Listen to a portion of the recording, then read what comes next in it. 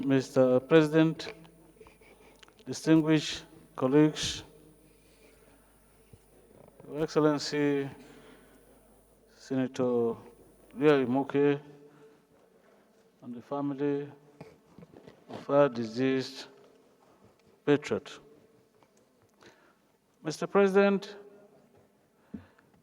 I want to think that if we want to say everything that we know about our departed father, uncle, husband, and friend, 24 hours in this chamber will definitely not be enough. At times like this, people say that no one says anything bad about the dead. But I know from my hindsight that what we are saying about the former President of the Senate of the Federal Republic of Nigeria is out of a genuine consideration from our observations of his life. Like some of us here, I was privileged to have come across him in the Second Republic as the President of the Senate. Then I was a fresh university graduate employed in the National Assembly, Tafawa Balewa Square in Lagos.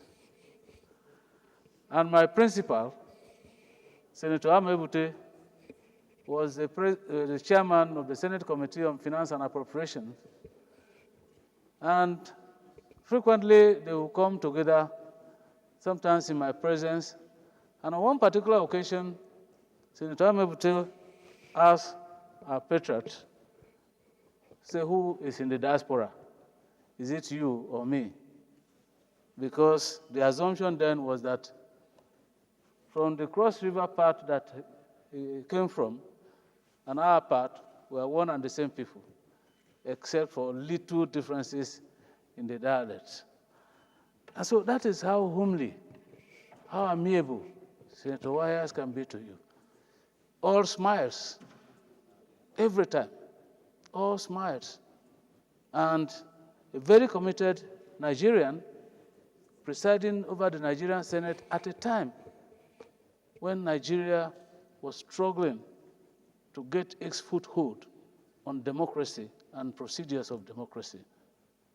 He therefore can be said at this point, aside the founding fathers of democracy in Nigeria, to be a founding father of the new generation of Democrats at that time. And you know, the Second Republic ushered in the fresh air of democracy in Nigeria. And so he anchored that fresh air. And we can rightly, therefore, say that he is part of the founders of this democracy that we are enjoying today in this hallowed chamber. And so, like General Yakubu Gowon will say, all the world's a stage, quoting from Shakespeare.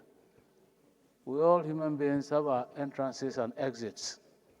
Otherwise, from the faces that I see here, I'm sure the children and the family would have loved that he is alive with them today, that he can live with them as loved ones for eternity. But God configures for every human being a time in this our existential journey. And so this time is the time for the exit of our revered leader.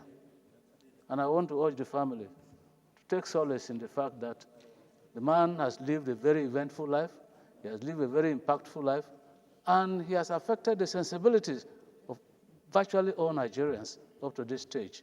And therefore, the only thing that can be done to leave his legacy is to walk the ways that he had walked, that all Nigerians respect till tomorrow. May God console you.